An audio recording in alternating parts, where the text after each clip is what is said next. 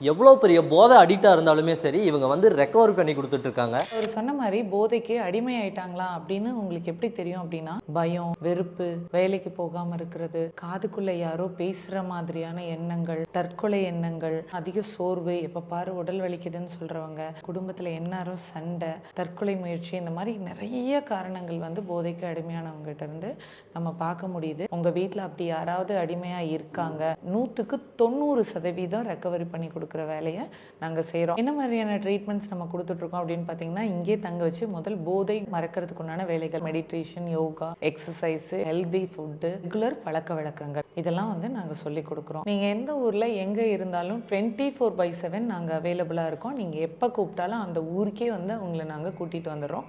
இது மட்டும் இல்லாமல் அவங்களுக்கு இலவச ஆலோசனையும் நாங்கள் வழங்குறதுக்கு ரெடியாக இருக்கோம். உங்களுக்கும் நிறைய டவுட்ஸ் இருந்துச்சுன்னா இந்த நம்பரை காண்டாக்ட் பண்ணுங்கள். டீட்டெயிலாக உங்களுக்கு டீட்டெயில் சொல்கிறோம்.